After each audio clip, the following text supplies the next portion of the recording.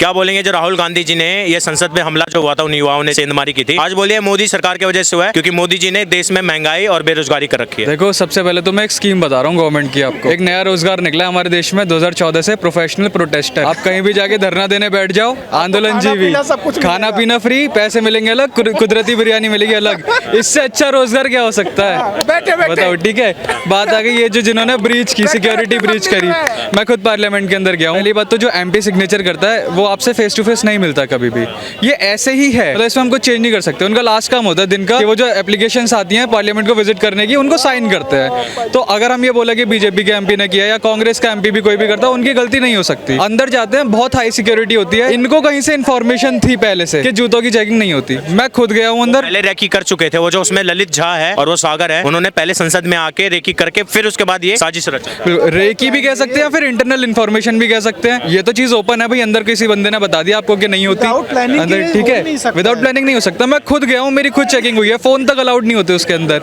ठीक है, आप एक पेन तक और पेन तक नहीं ले जाते। इन्होंने जो काम किया है ना कि हमने यूथ के लिए काम कर दिया, जो कूदे हैं, जो अपने आप को यूथ का को बोले भगत सिंह ने जैसे संसद में घुस के अंग्रेजों के टाइम बोल रहे थे कि गूंगी बहरी सरकार को जगाया था, इसी तरीके से इन युवाओं ने गूंगी बहरी जो तानाशाह सरकार है उसको जगाया। देखो, पहली बात तो इन्होंने जो आम आदमी है ना, जो लोकल पब्लिक जिनको ये रिप्रेजेंट करना चाहते हैं, उनके लिए इतना खराब काम किया है। अगर कोई बंदा आज के टाइम में पार्लियामेंट प्रोसीडिंग जाके देखना चाहे, कभी नहीं देख सकता। और पता नहीं कब खुलेगी ये चीज। ठीक है, मैं गया, लकीली मैं चला गया, मन था मेरा दोबारा जाऊं, अब नहीं जा पाऊंगा। ये जो आरोप लगाया राहुल गांधी ने आज मोदी जी के ऊपर कि ये मोदी जी की वजह से हुआ है, उनकी पॉलिसी की वजह से हुआ है, ये बेरोजगार युवा थे इसके कारण उन्होंने किया है, क्या बोलेंगे? देखो, बेरोजगारी की बात है ना, जिसमें स्किल सेट होगा वो बेरोजगार नहीं होगा। और 42 साल का तो बिल्कुल नहीं होगा।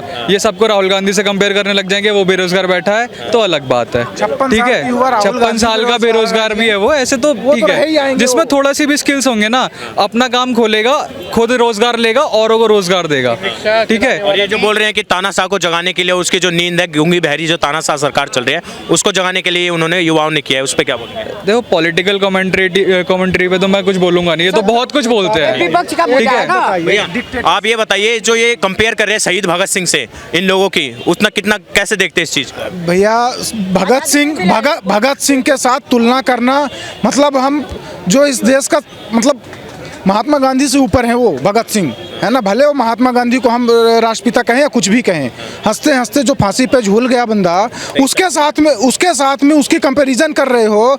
जो एक पैसे का टुच्चा इंसान जो है हमारे संसद भवन के अंदर घुस गया जबरदस्ती कहीं से भी जाके, जिसको कोई जानता तक नहीं पूरे संसार में, है ना, पहली बात। दूसरी बात ये वामपंथी कह रहे हैं कि उन्होंने बहुत गलत नहीं किया है, वो जो मुद्दे उठा रहे थे बिल्कुल ठीक है, बेरोजगारी और वो है वामपंथ तो हमेशा अगेंस्ट इंडिया ही रहा है, आज की बात नहीं है। वामपंथ और कम्युनिस्ट जो हैं हमेशा अगेंस्ट इंडिया ही रहे हैं। और ये बताइए कि कैसे बेरोजगार हुए भैया? आप भी कमा रहे हो, ये भी कमा रहे हैं, हम भी कमा रहे हैं, बेरोजगार कैसे हुए, पहली बात। और जैसे बार बार सब चिल्लाते हैं डिक्टेटरशिप क्या होती है? डिक्टेटरशिप ये होती कि अगर आप यहाँ पे खड़े होके मेरे से कुछ नहीं बोल पाते और मैं आपसे कुछ नहीं बोल पाता, और जो लोग यहाँ पे चारों साइड खड़े होके मोदी को और सारी कैबिनेट को, इवन कई बार राष्ट्रपति को भी उल्टा सीधा और हमारी सेना को भी बोल देते हैं, पत्नी बोल दिया गया। वही बोल रहा हूँ, जो मनाया गंध बक देते हैं, वो अगर नहीं बोले जाते ना, उनके मुंह में एक लठ घुसा दिया जाता, उस टाइम पे होती है डिक्टेटरशिप। ये डिक्टेटरशिप नहीं होता है कि आप चाहे जो मर्जी बोलते रहो। क्या करते हैं भाई साहब? एक बात बोलनी है, पहले प्रोफेशन बताइए। भाई बताया तो था, कॉर्पोरेट। हाँ, मुझे भी नहीं वही है, मुझे भी ये एक भाई की एक बात पे कंटिन्यू करना था। अभी भाई ने बोला कि प्रोटेस्टर राइट एक नया वो निकला जहाँ पर अनएम्प्लॉयमेंट को भी लोग वहाँ जाकर भी अपने आप को एम्प्लॉयड कर सकते हैं। और रही बात संसद में घुसने की बात, बोलिए। जिस तरीके से लोग मतलब संसद में घुस चुके थे, देखिए, अगर आपको सरकार से आपको लगता है कि आपके राइट्स को छीना जा रहा है, कि आपको लगता है कि आपको अपने राइट्स के लिए लड़ना है, तो उसके लड़ने का एक तरीका होता है जिसे बोलते हैं प्रोटेस्ट करना।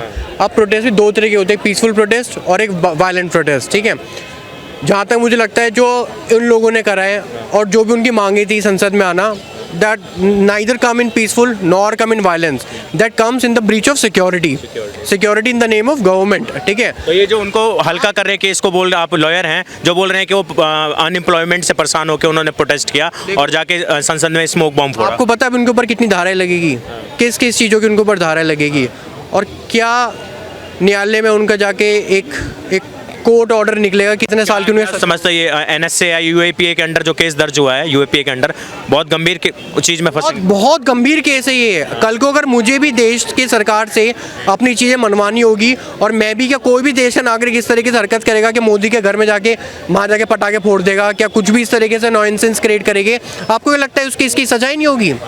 उनका करियर खराब हो गया, वो अपने आप को एम्प्लॉयड कहते हैं। मैं तो कहता हूँ वो अगर पढ़ते ढंग से कुछ अपने स्किल्स में अपने आप को इन्वॉल्व करते तो कहीं ना कहीं उनको नौकरी मिलती। ललित झा जो मेन मास्टरमाइंड बताया जा रहा है वो टीचर है, वो टीच करता था बच्चों को और उसके बाद परेशान होकर उसने ये काम। देखो लोगों की ना, लोगों आज की डेट में लोगों की मेंटल हेल्थ एक बहुत बड़ा एक चैप्टर है, एक सब्जेक्ट है डिस्कस करने का, ठीक है। आप यहाँ पर कितने लोग खड़े हैं, उनकी क्या क्या मेंटल हेल्थ है, क्या मेंटल हेल्थ की उनकी एक सिचुएशन चली, आप अभी डिफाइन नहीं कर सकते, ठीक है। उस इंसान ने जिस तरीके से पार्लियामेंट में कूद कर और ये सब ड्रामे करे हैं, मैं मानता हूँ कि कहीं ना कहीं वो मानसिक रूप से भी ठीक नहीं है, ठीक है, क्योंकि इतना बड़ा कुछ लोग कदम उठाते थे, इतना लोग उठा, मतलब आप देखिए देश में। आप ये इन लोगों के पीछे क्या लगता है, किसी और का हाथ है, गहरी साजिश है? देखो लाइक आई सेड, मैं इस तरीके से तो किसी ऊपर बयान नहीं दे सकता। जहाँ जो मेरा मेरा जो एक रिव्यू है वो ये कहता है कि अगर वो अनएम्प्लॉयड है तो कहीं ना कहीं जाके उनको लोगों ने पैसा दिया है विपक्षी सरकार में कि भाई आप इस तरीके से एक्ट करो, हम आपको इतना पैसा देंगे। क्योंकि वो जो ललित झा है मास्टरमाइंड, उसका एक जो TMC के एक पार्टी के नेता है उनके साथ उनका लिंक निकल रहा है, उनके साथ वो कार्यकर्ता के तौर पे काम। ये देखो वो जो TMC जो पार्टी का जो बंदा है, जिनके पास के थ्रू उन लोगों को एंट्री मिली है। नहीं वो तो बीजेपी का बंदा है, बीजेपी का है, पर जो ललित झा है वो TMC का कार्यकर्ता के रूप में एक मिनिस्टर के साथ रहता था। हाँ तो हो सकता है कुछ ना कुछ पीछे से ब्रेन वॉश करा गया हो, कुछ ना कुछ करा गया होगा। अब आप देखो ये सब क्या होता है, कल को कोई भी इंसान मैं एक टर्म बोलता हूँ, मेरे को याद नहीं आ रहा। सपोज ये भाई है, ये भाई मेरे लिए काम करता है, ठीक है, मैं बीजेपी सरकार में हूँ, ठीक है। अब ये जो बंदा है ये कांग्रेस में है, ठीक है। अब इस कांग्रेस ने मेरे को अटैक करने के लिए वो इसको इन्फ्लुएंस करेगा अपने तरीके से, पैसे खिलाएगा, कुछ भी करेगा, इसका ब्रेन वॉश करेगा। कल को ये भाई जाके पार्लियामेंट में इस तरीके से हरकत कर दे, आएगा क्या कि भाई बीजेपी सरकार के थ्रू उसको पास मिला, बट उसके पीछे जांच चल रही है। बिना जांच के कोई इंसान किसी को बयान दे ही नहीं सकता। सर जो नीलम में एक लड़की है हिसार की, वो जींद की, वैसे हिसार में कहते हैं IPS की वो तैयारी करी थी, IAS कुछ की, 42 साल की जो लड़की है। तो बीजेपी सरकार तो भी अपने हरियाणा में 7-8 साल से भी 10 साल भी उसको पूरे नहीं हुए। अगर उसको रोज़गार देना हो तब 32-34 साल की उम्र में उसको हरियाणा में रोज़गार मिल सकता था। ये इनकी साजिश है, कुछ नहीं है। राहुल गांधी खुद बेरोजगार है, उनको तो मोदी जी का धन्यवाद करना चाहिए। इससे पहले जब राहुल गांधी की सरकार थी 2014 से, वो फटे पुराने कपड़े पहनते थे, आपको पता है, वो ऐसे निकाल देते, देखो जी मेरे तो कमीज, ये शर्ट भी फटी हुई है। तो इनका तो मोदी जी का भला करना चाहिए, इन्होंने कपड़े पहनने मोदी जी ने सिखाए हैं इनको, राहुल गांधी को। तो इसलिए राहुल गांधी के कोई बयान को सीरियस मत लीजिए।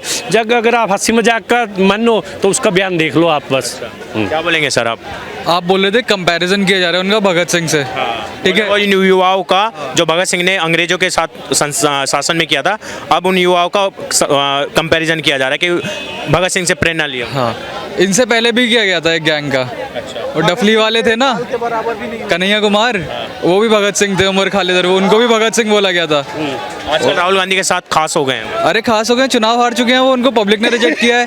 भगत सिंह होते पब्लिक रिजेक्ट करती है उन्हें, पब्लिक तो सब जानती है ना। बिहार की उनकी जो होम टाउन है वहाँ से वो चुनाव हारे हैं, और ऐसे जने से आ रहे हैं जो उनके होम टाउन के भी नहीं है, गिरिराज सिंह, ठीक है। जमानत जब्त हो गई थी उनकी। जमानत जब्त थी, आज कौन पूछ रहा है उनको। हाँ, पर एक चीज़ है, आपको याद होगा एक रिपोर्टर है हमारे शायद रवीश कुमार या एक राहुल कनवल, वो उनके घर गए थे, टूटा फूटा घर था उनका, कच्ची झोपड़ी थी, वहाँ अपना होम टूर दे रहे थे उनको। अभी रिसेंटली एक वीडियो आई उन्हीं के साइड में, बिल्कुल उसी घर के साइड में आलिशान बंगला, किसका?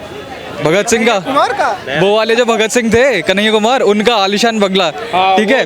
जेएनयू में नारे लगा रहा था। ये पॉलिटिकल इंजेक्शन, ये पॉलिटिकल एंट्री के लिए टेक्निक्स यूज होती हैं। ये पूरा पॉलिटिकल गेम होता है, प्री प्लान्ड होता है। अब ये जो थी ना प्रोफेशनल प्रोटेस्टर, ये इनको लॉन्च करने की कोई तरीका था इनका, पॉपुलर हो गई ये। अब इनको हो सकता है कभी थोड़े आने वाले टाइम में कहीं से टिकट भी मिल जाए, अगर केस क्लियर हो गए तो। वैसे इन्होंने काम ऐसा कर दिया कि इनके केस क्लियर होने नहीं वाले, है ना।